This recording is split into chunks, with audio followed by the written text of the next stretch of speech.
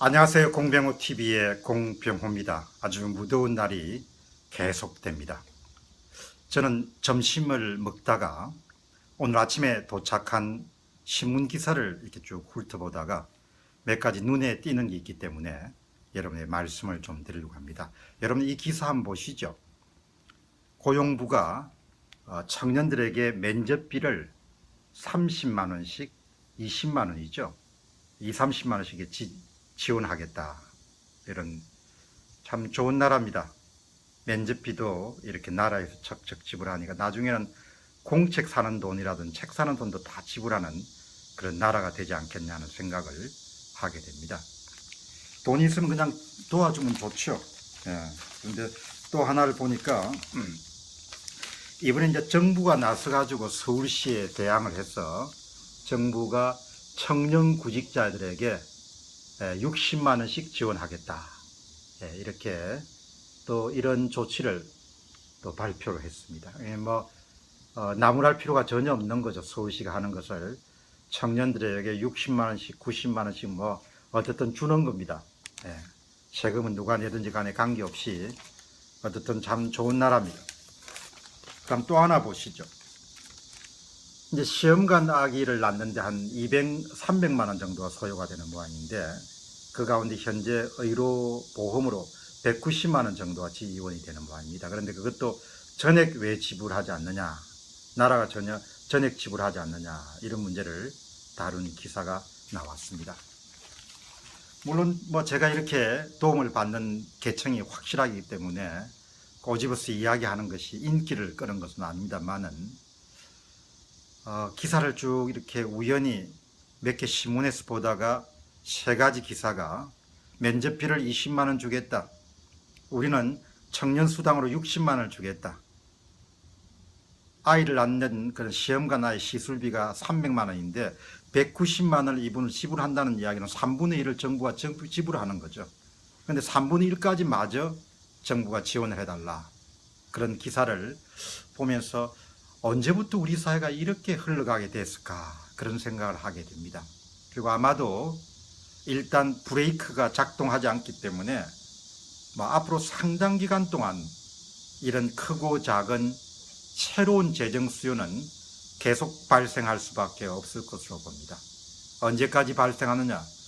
재정이 감당할 수 없는 지경이 될 때까지 아마 발생을 하지 않겠느냐는 생각을 갖게 됩니다. 현대민주주의는 다수결로 운영되기 때문에 결국 표가 결정을 하게 됩니다. 이 다수결 원칙이 지도자를 뽑거나 또 대통령을 뽑거나 이런 범위를 넘어서 모든 경제정책에도 다수가 원하면 그 요구를 옳든 그러든 간에 들어줘야 된다. 이런 부분들이 정의라고 생각하는 분들이 굉장히 많이 늘어나는 그런 사회가 되어버렸습니다. 그렇기 때문에 왜 면접비를 20만 원 주냐? 왜 청년수당을 60만 원 주냐? 이런 이야기를 하는 사람이 소수가 되고 쪼잔한 사람이 되고 아주 가진 사람들을 옹호하는 그런 사람으로 간주될 수밖에 없는 그런 사회가 우리 사회가 된 거죠. 그럼 많은 사람들이 굳이 자기한테 돈이 되지 않는 것, 덕이 되지 않는 것에 대해서 이걸 입을 다물어버리는 그런 상황이 발생할 것입니다. 어쨌든 민주주의에서는 그런 부분에 대한 원칙을 제어하기가 상당히 어려운 그런 체제입니다. 그렇기 때문에 또 사회가 성장하면서 관료제도가 계속 평창을 하게 되죠. 그럼 공무원 숫자가 늘어난다는 얘기는 다른 이야기로 따지면은 뭔가 일을 해야 된다는 것입니다. 일을 해야 된다는 것은 특정 계층에게 이익을 주는 그런 정책을 계속적으로 집행할 수밖에 없는 거죠.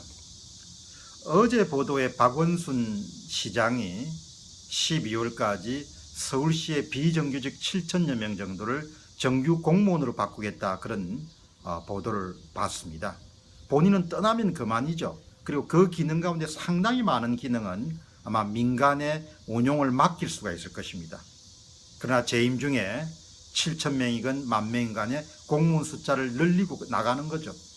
그럼 그 공무원 숫자가 늘게 되면 평생 동안 국민들이 연금을 지원하는데 에너지를 쏟아야 됩니다. 아이 숫자는 줄어들 것이고, 예, 정말 3명의 노인, 2명의 노인을 1명의 젊은이들이 지원해야 되는 그런 체제가 바로 우리 앞에 충분히 예상 가능한이 아니고 100% 확실한 세계로 다가오고 있는 것이죠.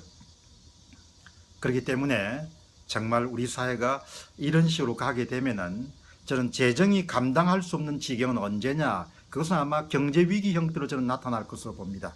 도저히 우리가 지출을 감내할 수 없는, 그러니까 지금 일본처럼 악의입 재정이 되는 것이죠. 재정 지출은 계속 늘어나는데 수입은 계속적으로 더디게 늘어나기 때문에 마치 악의처럼 점점 입이 벌어지는, 그리고 그것을 외부로 자금을 끌어서 메우다가 나중에는 아마 손을 드는 그런 상황이 발생하지 않겠느냐 하는 생각을 하게 됩니다. 어쨌든 한국 사회를 이렇게 보면은 개인적으로 굉장히 긍정적이고 낙관적인 시각을 갖고 살아갑니다. 왜? 개인은 준비를 하면 되니까. 그런데 공동체 전체로서는 이 지출 구조란 부분을 이렇게 소홀히 하게 되면은 아마 굉장히 앞으로 많은 어려움을 경험할 수밖에 없지 않겠냐, 그렇게 생각합니다.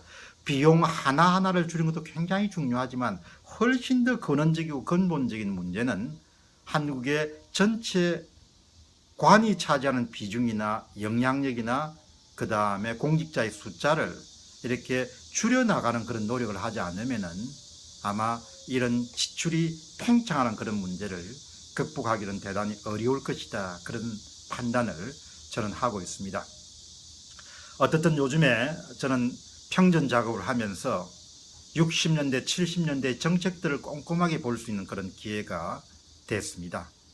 정말 중요한 것은 개인도 열심히 하고 노력을 해야 되지만 나라 전체를 움직이는 그런 금융제도라든지 정책이라든지 재정제도란 재정정책이라는 것이 엄청나게 중요하다는 것이죠.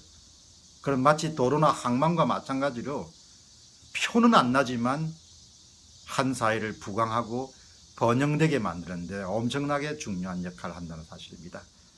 어쨌든 여러분과 제가 앞으로 몇십 년을 살지를 모르겠지만 아이들 세대가 40대, 50대 가는 것을 지켜볼 가능성이 높은 어른들도 굉장히 많으실 겁니다. 이 시대를 다음 세대들이 어떻게 평가할지 알 수 없습니다만은 어쨌든 비답해 장사가 없다. 남의 돈을 끌어다 쓰면은 언젠가 큰 코를 다치게 된다. 이런 부분을 한 번 더 상기하게 되는 그런 기사가 지금 말씀드린 3가지였습니다. 왜 고용부는 취업 면접을 보는 사람에게 20만 원을 지불하는가? 서울시가 그렇게 한다고 비난하던 정부가 왜 60만 원의 청년수당을 또 주기로 결정하는가? 왜 아이를 한 대 시술비가 300만 원이면 190만 원을 의료비로 지불하면은 왜 100만 원까지도 수익자 부담이 안 되는가? 좀 쪼잔한 이야기처럼 보이지만 그 쪼잔한 문제를 넘어서 근본적으로 한국 사회가 직면하고 있는 그런 문제점이 걱정돼서 오늘 더운 날 여러분들에게 한 말씀 드렸습니다. 여러분 건강하시고 또 이번 연휴 잘 보내시기 바랍니다.